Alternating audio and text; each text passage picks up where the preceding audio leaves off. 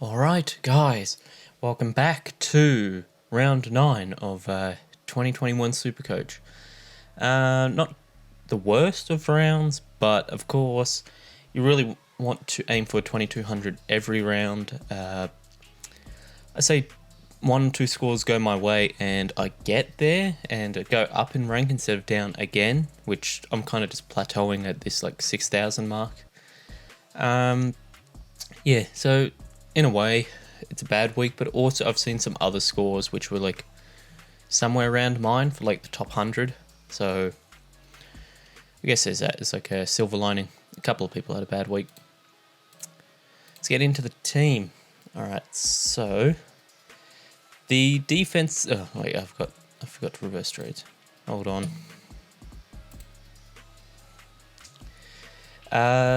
Jake Lloyd did good. 98. I thought he should have got a bit more. That's fine though. It sucks that kind of started him, but I guess it'd still be hard to bring in. He's 550k. It's not exactly like an easy price to bring in, especially in defense. I guess if you didn't start him and you brought in like a CJ or something like that, you could just kind of swap them. But yeah, it's a bit of a weird one. Stewart finally had like an off game. I say off game, but he's still almost tonned, which is like the borderline of what's good for a defender. Other positions, like I think midfield, it's like 110 is like the good line now. But yeah, a lot of people that don't have him, this is now your chance to bring him in. He's going to drop this week, and I think next week he drops in price.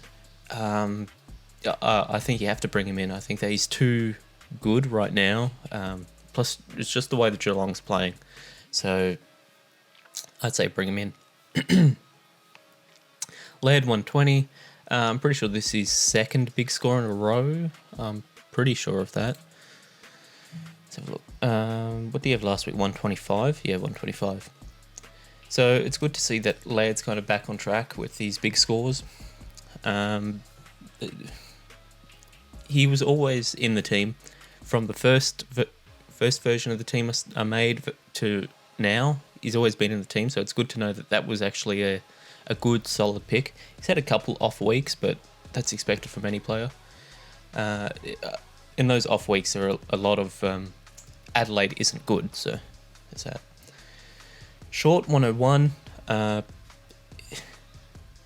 thought this also should have been a bit higher, but I guess a lot of the points went to Hopper in that game and Dusty at the end and stuff like that. So it kind of stopped him from getting all the scaling he kind of deserved.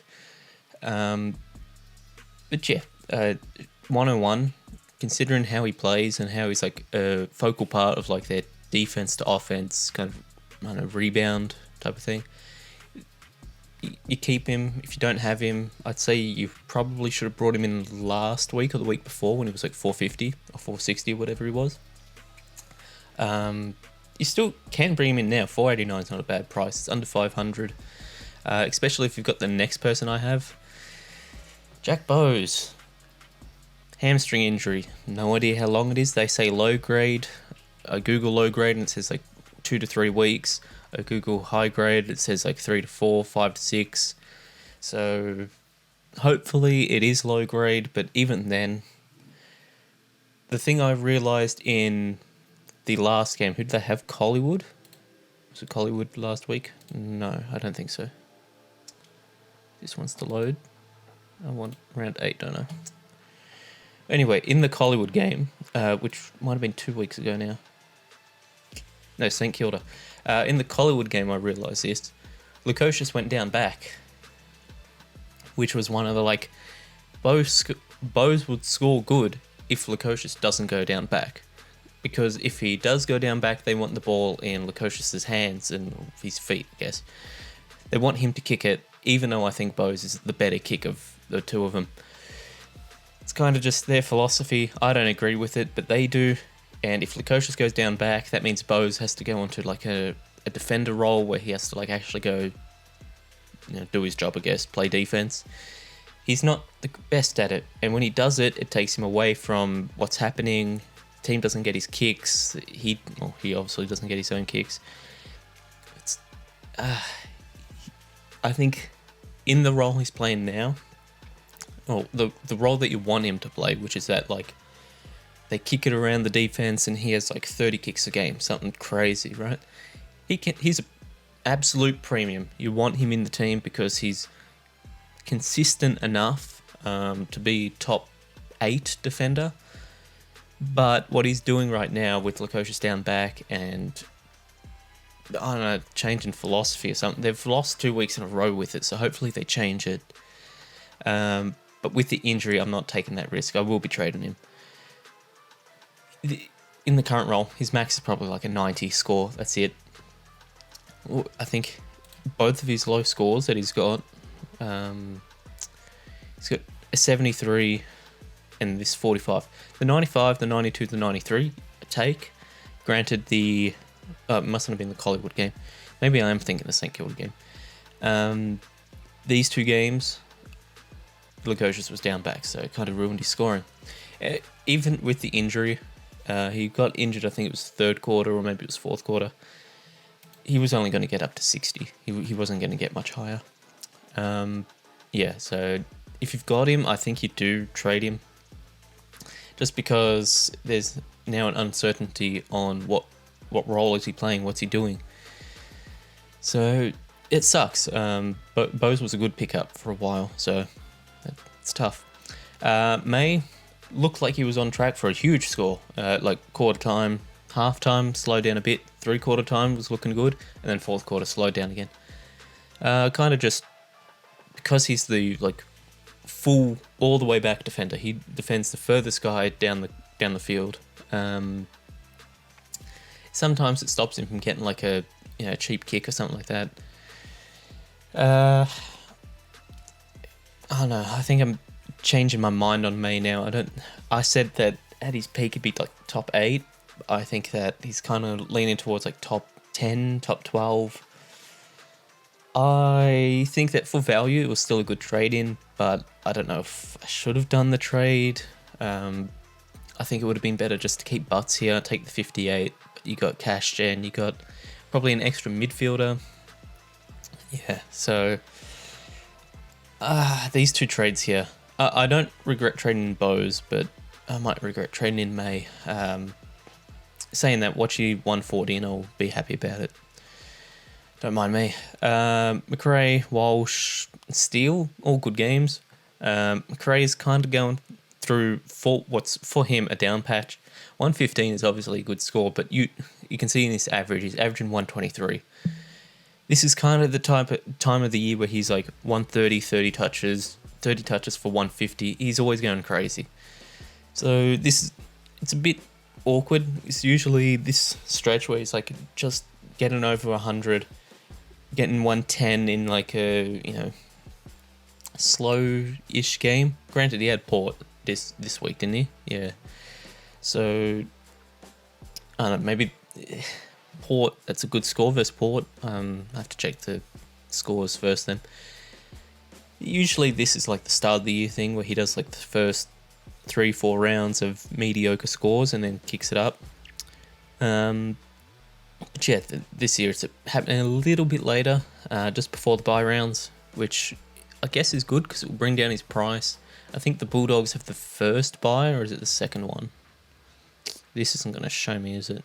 13? Yeah, they have the first one. So it's kind of perfect for people that don't have him to bring him in. Is 13 the first one? Yeah, it is. Yeah, it's perfect for you to bring him in. Walsh, he's going to drop a little bit, but I think most people have him at this point.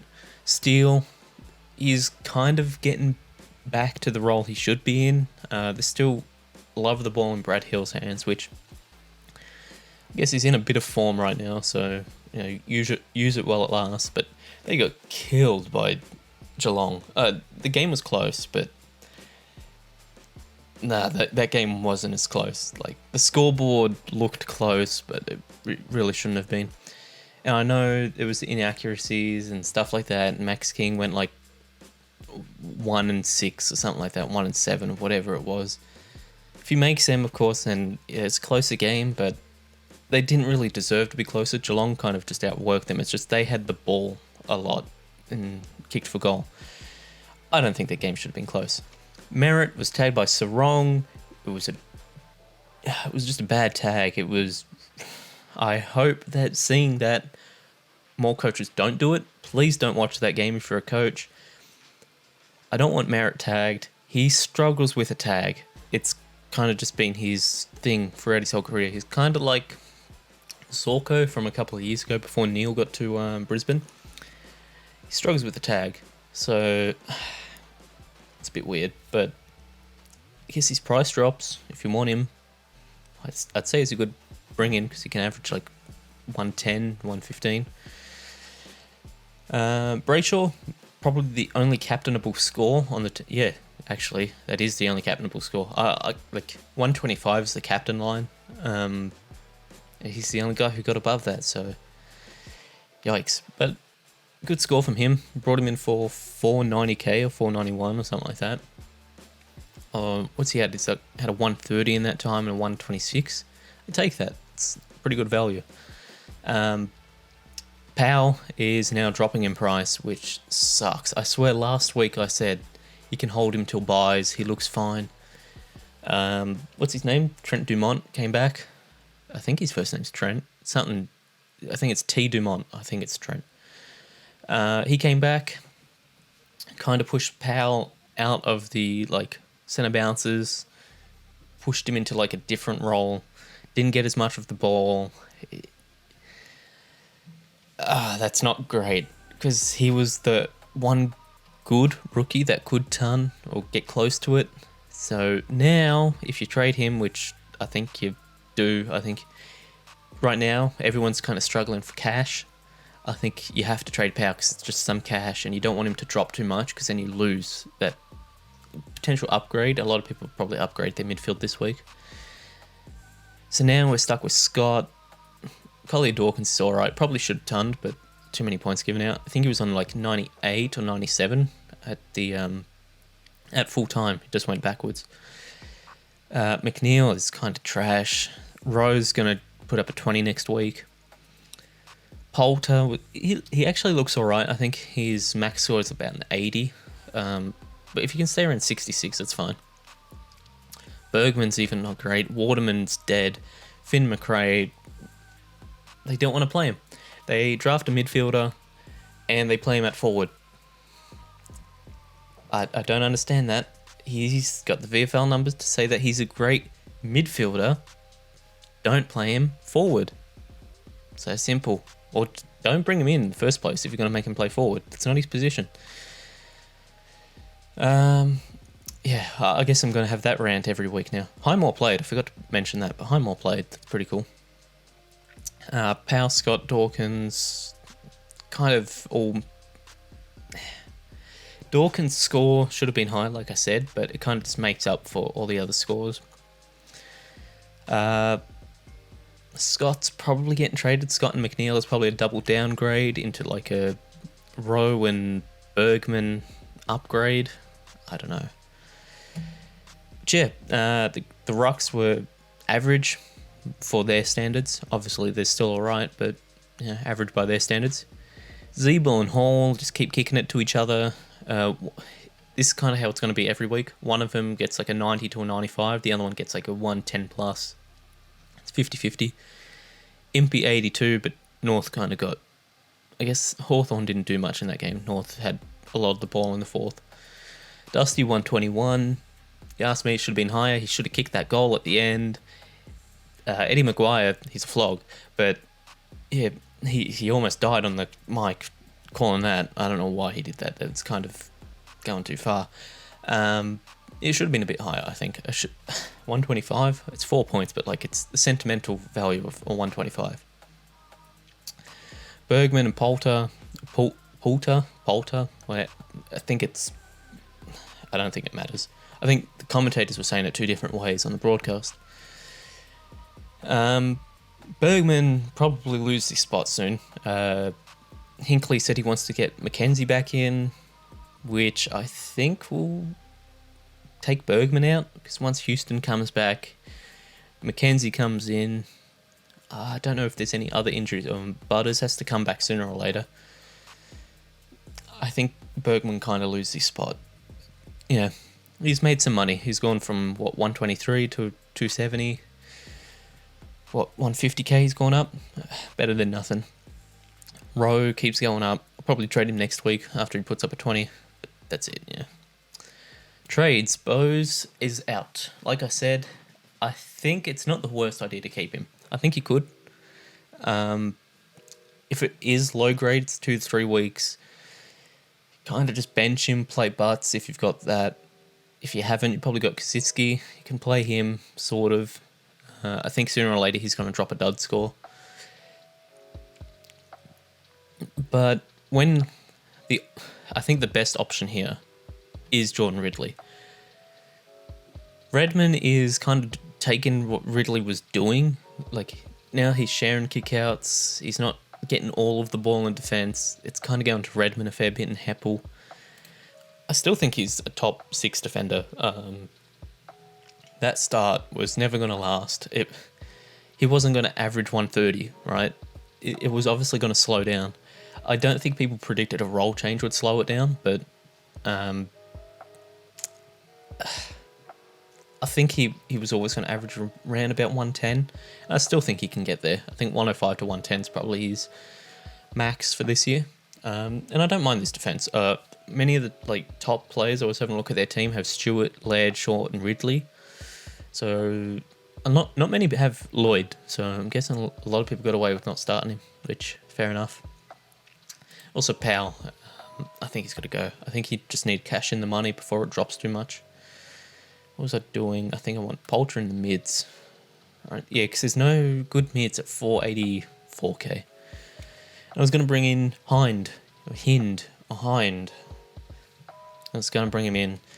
Played good on the weekend. He's got probably the most consistent role at Essendon. He does the same thing every game, so I'll take that. Problem is 1, 2, 3, and if he ever plays, 4 Essendon players. Not a fan of stocking up on players if they're not Melbourne. Because Melbourne, you've got May, Oliver, Petrarca gone. Last year, Viney. This year, maybe the other one. I forgot his name. But yeah, Melbourne's the team I like stocking up on. Essendon, not so much. I think Essendon's kind of just a poor team. But yeah, these are kind of the trades. Sets up the forward line, one more upgrade, so 14 trades. I think I'm fine with trades. 14 for 1, 2, 3, 4 players. I think defense is fine. Luxury traders may, but don't need to do it. 1, 2, 3, 4 upgrades with 14 trades. I think that's not bad, honestly. I think I'll probably finish the season with about 3 trades left for finals, which is kind of perfect. Depends on how these rookies go, honestly, because here, this is about probably 8 trades there just to get 3. Oh boy, that's going to be a huge pain. But yeah, that's it for this week. Let me know how all of yous went. Who are yous bringing in? Do you have Bose? Are you trading him out? But yeah, until next time, tasty out.